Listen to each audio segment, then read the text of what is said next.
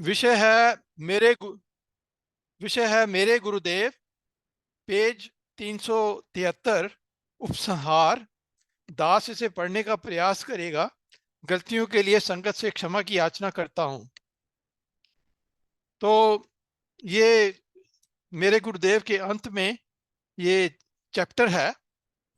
तो इसका नाम है उपसंहार।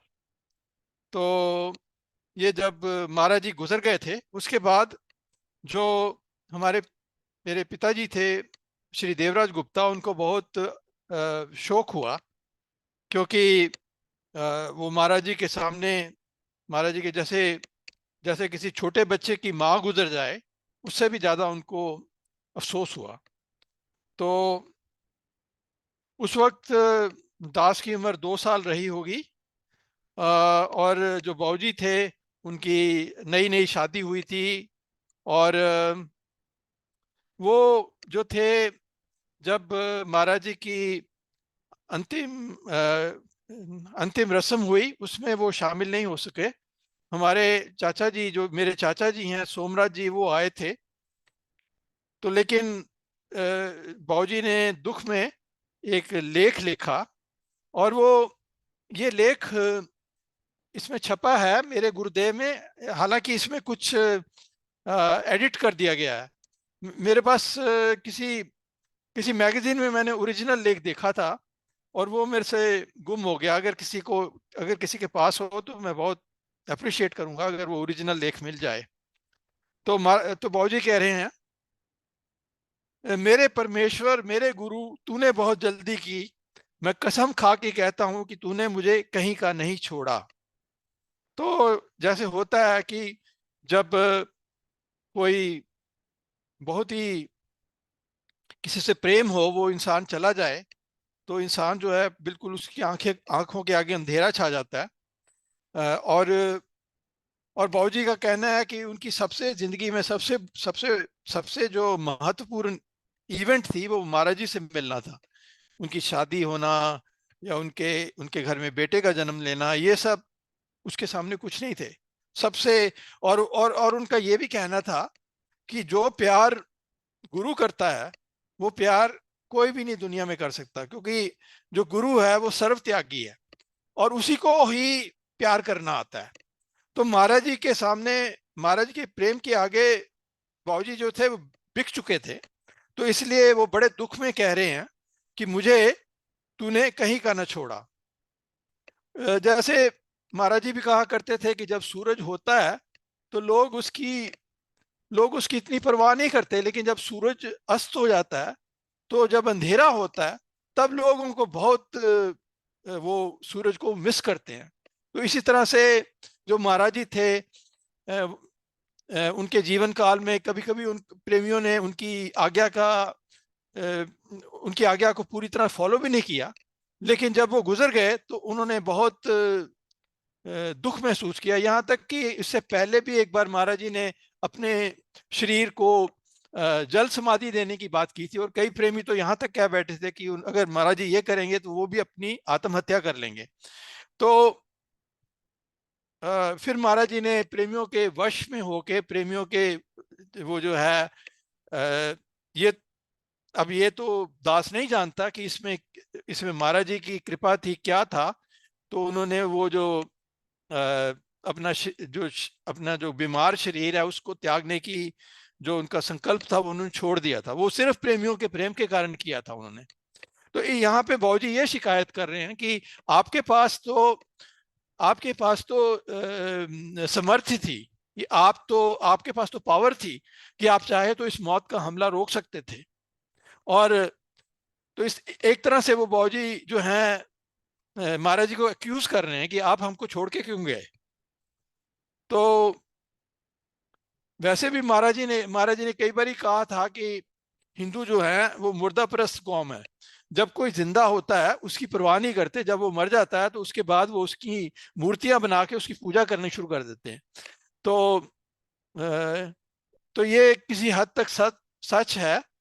जो लोगों ने उनकी बात को इतना नहीं सुना जब वो जगह जगह जाते थे। तो आगे बाबूजी कहते हैं, मैं जानता हूं कि तेरा हमसे बेपनाह प्यार था। तू दयालु और कृपालु मैं जानता हूं, दोनों एक साथ था। कि मतलब तेरे में दया भी थी और कृपा भी थी, मतलब यू वर मोस्ट जेनरस। और कैसे भूल सकता हूं पिछले वर्ष सम्मेलन को, वह आखिरी सुबह जबकि मेरी अभागी आंखों ने तुझसे विदा ली थी। तो वो अपनी आंखों को अभागा कह रही हैं कि मैंने जो है अब मैं तुम्हें नहीं देख सकता। तूने किस मुस्कुराहट से, किस प्रेम से मेरे पापी सिर पर हाथ रखा था। वह कौन सा जादू था जो अब भी मुझे बांधे हुए है। तो यहाँ पे बाबूजी कह रहे हैं कि महाराज जी ने तो मेरे पे जादू कर दिया था, और जो है अब मुझे वो जो है उनके जाने का बहुत दुख हो रहा है। हम संतन की रेन प्यारे, हम संतन की शरणा, हम संतन की रेन प्यारे, हम संतन की शरणा। हम हम जो हैं वो महाराज जी के चरणों की धूल बन जाएं। क्योंकि जो उनके चरणों की धूल बन जाएगा वो अपने आप ही जो है मुक्त हो जाएगा। तो हम संतन की रेन, रेन का मतलब होता है चरण धूली। हम संतन की रेन प्यारे, कि हे प्यारे हम तो उनके चरणों की धूल है। हम संतन की शरणा, और हम उनकी शरण में आए हैं। हम संतन की रेन प्यारे, हम संतन की शरणा। संत हमारी ओट सतानी, संत हमारा गहना। संत हमारा गहना। तो जो लोग बाग हैं वो इस बात का अहंकार करते हैं कि मेरे पास कोठी है, मेरे पास बंगला है, मेरे पास इतना बड़ा पद है। और जो महाराज जी के दास हैं वो इस बात का अभिमान करते हैं कि वो महाराज जी उनके गुरु हैं, वो उनके वो उनकी शोभा है। हमारी ओट सतानी, वही हमारी सबसे ज्यादा पावरफुल ओट है, वही हमारा बैंक बैलेंस है। जो बैंक बैलेंस भी किसी काम नहीं आएगा जब मौत आ जाएगी, सिर्फ महाराज जी काम आएंगे। तो संत हमारी ओट सतानी, मौत में कोई कोई साथ में नहीं जाएगा, सिर्फ महाराज जी साथ में जाएंगे। तो इसलिए इस ये जो गुरबानी का शब्द है वो कह रहा है संत हमारी ओट सतानी। उससे बड़ी कोई ओट नहीं है, उससे बड़ा कोई आसरा नहीं है। संत हमारा गहना। तो सन संत हमारी ओट सतानी, संत हमारा गहना। संतन स्यो मेरी लेवा देवी, संतन स्यो ब्योहारा। संतन से मेरी लेवा देवी, संतन से ब्योहारा। मैं सिर्फ, मेरा लेना देना सिर्फ अच्छे लोगों से है, और मेरा जो व्यवहार है वो अच्छे लोगों से है, संतों से ही मेरा व्यवहार है। मेरे को किसी से कोई लेना देना नहीं है। जो जो सत्संग है, जो सत्संगी हैं, जो प्रेमी लोग हैं, उन्हीं से मेरा लेना देना है, उन्हीं से मेरा व्यवहार है। संतन स्यो मेरी लेवा देवी, संतन स्यो ब्योहारा। संतन स्यो हम लाहा खाटिया, हर भगत भरे भंडारा। संतन स्यो हम लाहा खाटिया, हर भगत भरे भंडारा। कि संतों के सामने, संतों से ही मैंने फायदा उठाया है। उसके जो भंडार हैं वो भक्ति से भरे हुए हैं। आप देखिए, समता प्रकाश, समता विलास भक्ति से भरे हुए भंडार हैं, इनएग्जॉस्टिबल ट्रेजर, कि जिसका कोई अंत नहीं है, जिसकी कोई जिसकी कोई अनफैथमेबल जिसको कहते हैं, जिसकी गहराई आप माप नहीं सकते। संत हमारी ओट सतानी, संत हमारा गहना। तो संत जो है वो मेरा आसरा है, वही मेरी मैं उनकी शरण में हूं। हम संतन की रेन प्यारे, हम संतन की शरणा। तो हम उनकी चरण की धूली हैं। तो आगे बाबूजी कहते हैं, फिर भी ना जाने मेरे टूटे दिल को शिकायत क्यों है। तुझ में शक्ति थी, ताकत थी, क्या तू मौत के हमले को कुछ देर रोक नहीं सकता था। तो एक जगह पे किसी प्रेमी ने महाराज जी से मेरे गुरुदेव में प्रश्न भी किया है, कि कुछ ऐसा प्रश्न है कि मेरे को 1 मिनट में देख सकता हूँ प्रश्न को। ये प्रश्न 123 जो है, इसमें मेरे गुरुदेव में एक प्रेमी प्रश्न कर रहा है, महाराज जी धार्मिक पुस्तकों में जो योग से संबंध रखती हैं, पढ़ा है कि योगी राज अपना दुख निवारण कर सकते हैं, आप ऐसा क्यों नहीं करते। उत्तर, महापुरुष प्रकृति के किसी काम में दखल नहीं देते, यद्यपि वे सब कुछ कर सकते हैं लेकिन ईश्वर इच्छा में संतुष्ट रहते हैं। तो यहाँ पे महाराज जी ने साफ साफ बता दिया है कि तो वो चाहते तो वो इस मौत के हमले को रोक सकते थे। तो क्योंकि जो भी महाराज जी कहा करते थे वो ऐसे वैसे नहीं कह देते थे, जो जो जो बात होती थी 100% वो सच होती थी। कम से कम दास तो यही मानता है। तो बाबूजी कह रहे हैं कि तू मौत के हमले को नहीं रोक सकता था। अब वैसे हम ये भी पढ़ते हैं कि वही जीसस क्राइस्ट थे, उनको सूली पे चढ़ाया गया, और कई लोगों का कहना है कि जीसस जीसस क्राइस्ट चाहते तो वो उस सिचुएशन से निकल सकते थे। लेकिन ये लोग होते हैं वो ईश्वर के हुक्म में रहते हैं और उसमें कुछ दखलंदाजी नहीं करते। इसी तरह से हम गुरु अर्जुन देव के बारे में सुनते हैं कि वो तत्ते तवे पे बैठे थे, और एक सूफी संत उनके पास आए, उन्होंने कहा कि आप में तो शक्ति है, आप तो चाहें तो इस यहां से निकल सकते हैं, आप अपनी जो है आध्यात्मिक शक्ति उसका क्यों नहीं प्रयोग करते। तो गुरु अर्जुन देव ने कहा कि तुम्हारा कहना ठीक है, मैं ये बात कर सकता हूं, लेकिन जो मेरा शिष्य है, जो मेरा चेला है, जो मेरा सिख है, जो ऑर्डिनरी आदमी है, वो कैसे करेगा, उसके पास तो ऐसी शक्ति नहीं है। जब तो उन्होंने एक एग्जाम्पल सेट करना होता है कि धर्म के लिए बड़े से बड़ी कुर्बानी करने का एग्जाम्पल सेट करना होता है। तो आगे आगे बाबूजी कहते हैं, शायद तेरी बेरुखी की जिम्मेदारी हम लोगों पर ही है।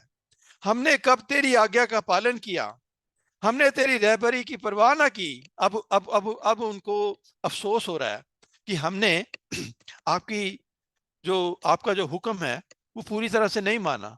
और देखा जाए तो ये बात हम सब पे लागू होती है, हम भी महाराज जी की हुक्म को पूरी तरह से फॉलो नहीं करते। जब कारवा ने ही मेरे कारवा का साथ ना दिया तो वे रुक क्यों ना फिर लेता। तेरी ये जुदाई मेरे लिए इतना अफसोस का मुकाम नहीं जितना कि शर्म का है। तो अब कहते हैं कि मेरे को शर्म आती है कि हमने तेरी आज्ञा को पूरी तरह से फॉलो नहीं किया। खैर अब क्या हो सकता है, जो होना था सो हो चुका। तेरा शरीर समाप्त हो चुका, लेकिन तेरी आत्मा जीवित है, वह अब भी हमें फिजाओं से देख रही है। तो महाराज जी, गुरु शरीर नहीं होता। हम गलती कर जाते हैं, हम गुरु को शरीर समझ लेते हैं। गुरु शरीर नहीं होता। गुरु तो गुरु तो अब भी है, और गुरु तो अब भी अंदर शब्द रूप में मौजूद है, वो ग्रंथ में भी है। तो गुरु जो है वो कहीं नहीं जाता। तो इसलिए बाबूजी कह रहे हैं तेरा शरीर समाप्त हो चुका है, लेकिन तेरी आत्मा जीवित है। वह अब भी हमें फिजाओं से देख रही है, सहारा है। वह अब भी मेरा ईमान है, मेरी उम्मीद है और मेरा सहारा है। तो जो महाराज जी अभी भी कहीं नहीं गए, वो अभी भी वो अभी भी हमारा सहारा है, वो अभी भी हमारे अंदर मौजूद हैं। ब्रह्म ज्ञानी सदजीवै, ब्रह्म ज्ञानी सदजीवै, नहीं मरता, नहीं मरता, नहीं मरता, नहीं मरता। ब्रह्म ज्ञानी सदजीवे, नहीं मरता, नहीं मरता। क्योंकि जो ब्रह्म ज्ञानी होता है, जो ब्रह्म ब्रह्म को जानने वाला है, वो ब्रह्म का रूप हो जाता है। ये एक बड़ा आश्चर्यजनक फैक्ट है कि जो ब्रह्म को जान लेता है वो ब्रह्म का रूप हो जाता है। और ब्रह्म तो मरता नहीं। तो इसलिए ये गुरबानी का शब्द कह रहा है, ब्रह्म ज्ञानी सदजीवै, ब्रह्म ज्ञानी सदजीवै, नहीं मरता, नहीं मरता। ब्रह्म ज्ञानी सब सृष्टि का करता, सब सृष्टि का करता। ब्रह्म ज्ञानी जो है वो सारी सृष्टि का करता है, वो सृष्टि को सृष्टि का मालिक है, वो ब्रह्म का रूप हो गया। तो इसी तरह से हम उनके बारे में सुनते हैं, जब रामकृष्ण परमहंस गए थे, जब उन्होंने जाने से पहले लोग, उनके शिष्य जो थे, वो दुखी हो रहे थे कि वो उनकी मृत्यु हो रही है। तो उन्होंने कहा कि मैं तो सिर्फ एक कमरे से दूसरे कमरे में जा रहा हूं। तो तो हम तो हमें ये गलती नहीं करनी चाहिए कि गुरु जो है वो शरीर था। और देखा जाए, गुरु अभी भी हमारे नजदीक है, क्योंकि गुरु जो है ये शरीरी नजदीकी की कोई बात नहीं है इसमें। दास ने पहले भी कहा था कि कैकेयी ने भी रामचंद्र जी देखे थे, लेकिन उसका कल्याण नहीं हुआ। या दुर्योधन ने भी श्री कृष्ण को देखा था, उसका कोई कल्याण नहीं हुआ। तो ये शरीरी नजदीकी की बात नहीं है, ये तो मन की नजदीकी की बात है। जो जो जो शब्द को अंदर अनुभव कर लेता है वो महाराज जी के पास ही है। उसके लिए महाराज जी जो हैं अभी भी जिंदा हैं। तो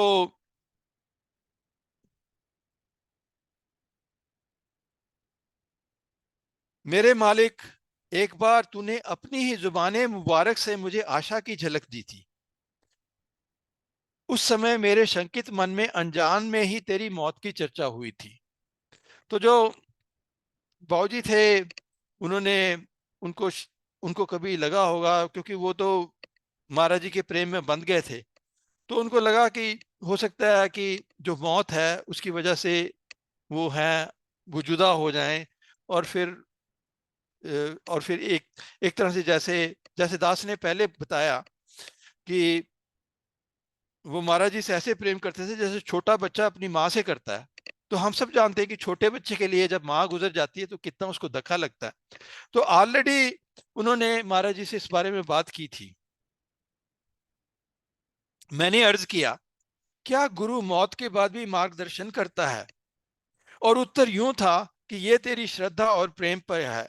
जो सच्चा गुरु होगा वो कई जन्मों तक अपने शिष्य का साथ देता है, ये अटल नियम है। महाराज जी ने गारंटी दी है, उन्होंने कहा कि वो कई जन्मों तक तेरे साथ रहेंगे।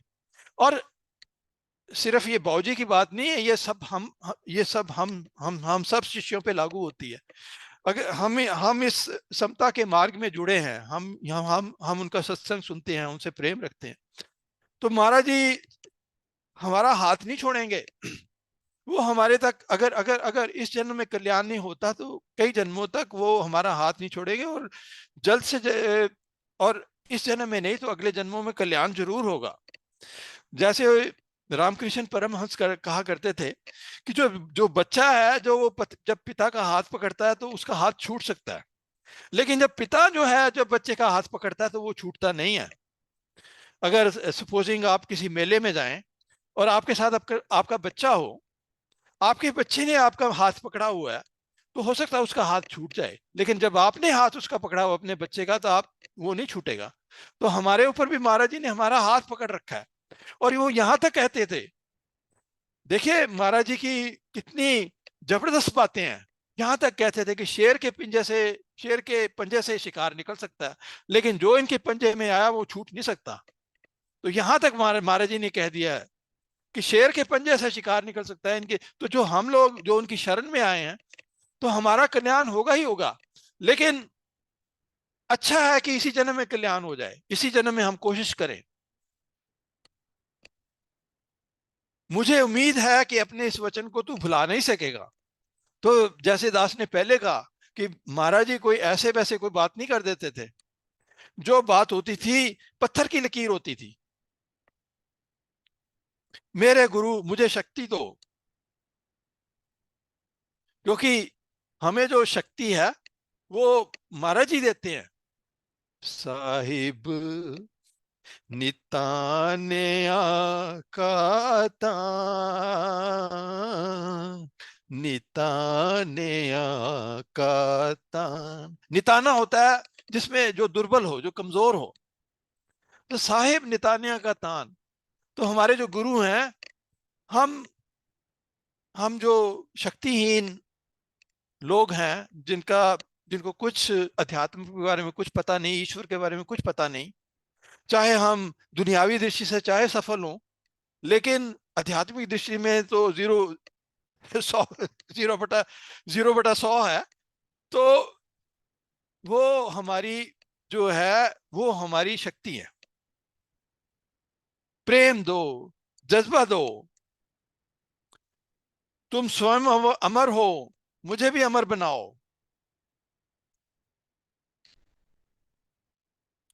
तो जो महाराज जी की जब कृपा होती है, तो तो जो वो जो है, जब उनकी कृपा होती है तो वो अमर बना देते हैं, एटर्नल लाइफ दे देते हैं। क्योंकि हम अपने को जान जाते हैं कि हम शरीर नहीं, हम आत्मा है। तुम खुद हो शहीद हो, मुझे भी शहादत का दर्श दो। तो या तो दास के पास दो चॉइसेस हैं, या तो वो शहीद हो सकता है या वो शिकार हो सकता है। अगर अगर वो शहीद नहीं होता तो वो शिकार होगा, मौत का शिकार होगा। इससे अच्छा है कि वो शहीद हो। क्योंकि महाराज जी कहते थे कि जिसकी चीज है उसको मरने से पहले उसको अर्पण कर दो, तेरा तुझको अर्पण क्या लागे मेरा। तो जो ये ऐसे करता है वो तो शहीद हो जाता है, बाकी सब शिकार होते हैं। आशा निराशा में उभरते डूबते ये उद्गार प्रतिनिध्यात्मक कहे जा सकते हैं। प्रेमियों की मानसिक स्थिति ऐसी ही थी। तो जो जैसा जैसे जैसे बाबूजी की मानसिक स्थिति थी, वैसे ही दूसरों के भी, दूसरे प्रेमियों को से दूसरे प्रेमी भी इसी तरह से गुजर रहे थे। वो उन्होंने भी महाराज जी को माता पिता के रूप में देखा था। अस्थि विसर्जन के बाद आश्रम सुनसान हो गया।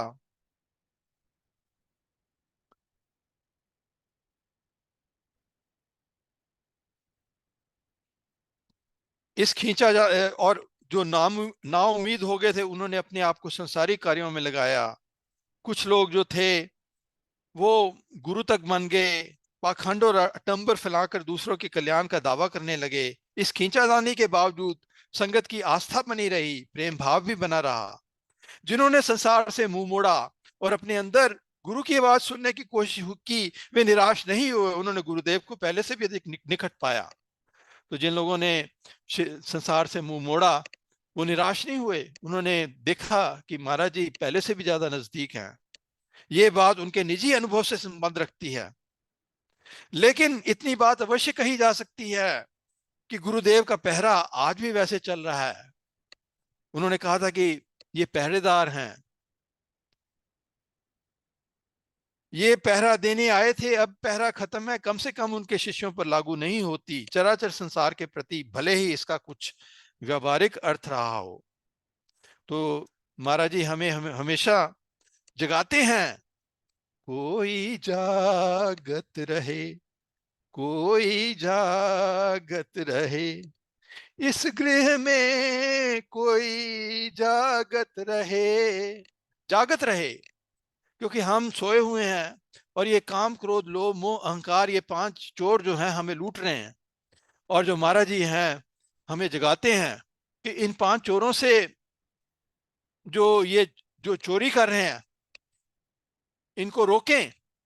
और जो हमें ईश्वर ने ये जो सांसों की जो पूंजी दी है, ये जो कैपिटल दिया है, उसको उसको हम बचाए रखें और उस कैपिटल का इस्तेमाल करके अपने जीवन को सफल करें। अदरवाइज ये पांच चोर हमें लूटते रहेंगे। तो महाराज जी जो थे, जब जब जब ये लाइन कहती है, जब महाराज जी ने कहा था कि ये पहरा पहरा देने आए थे, तो उन्होंने उन्होंने हमें, जन्म जन्म से हम सोए हुए थे, हमें हमारी नींद से जगाया। तो इसके साथ समय समाप्त हो रहा है। तो दास अपनी वाणी को विराम देगा। गलतियों के लिए संगत से क्षमा की याचना करता हूं। ओम ब्रह्म सत्यम सर्वधा।